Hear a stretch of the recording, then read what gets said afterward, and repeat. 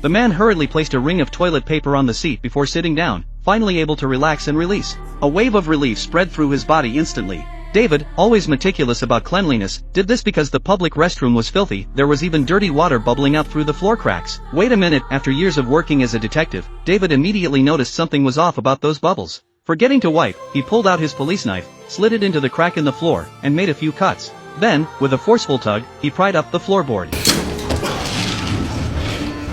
David's hunch was correct. Beneath the floor was a hidden illegal tunnel. This could be his big break. David quickly smashed the mirror to collect a small shard of glass, then dove straight into the tunnel. As soon as he entered, he heard shouting from inside. Terrified, he quickly hid and peered through the broken mirror.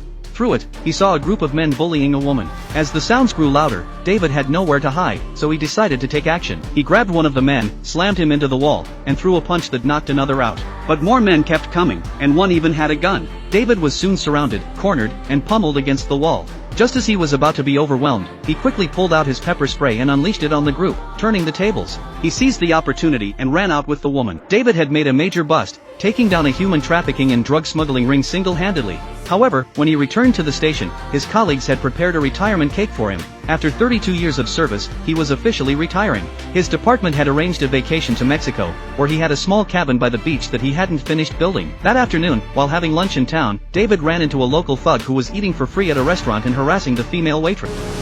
You got a problem, gringo? No. I pay my bills. Though David was a foreigner and initially planned to mind his own business, that evening the girl came to him, terrified. She told him the thug was going to kill her and begged him to take her to the US. Not wanting to get involved, David took her to the police station. But the local police, fearing the wrath of the thug's gang, sent her back to him. As David was driving home, he was suddenly surrounded by a group of armed gangsters. They shot out his tires and dragged him to the thug. It turned out that the girl had ratted him out. The thug warned David to stay away from his girlfriend, or else. David, realizing the situation was dire, nodded in agreement. The thug, seeing David's compliance, let him go for now. David thought he was in the clear, but the next day, the girl returned.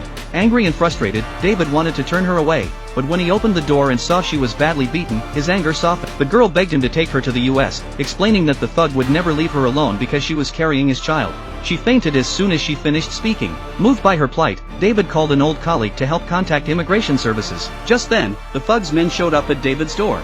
He told the girl to hide and stepped outside, armed and ready. I'm not gonna say it again.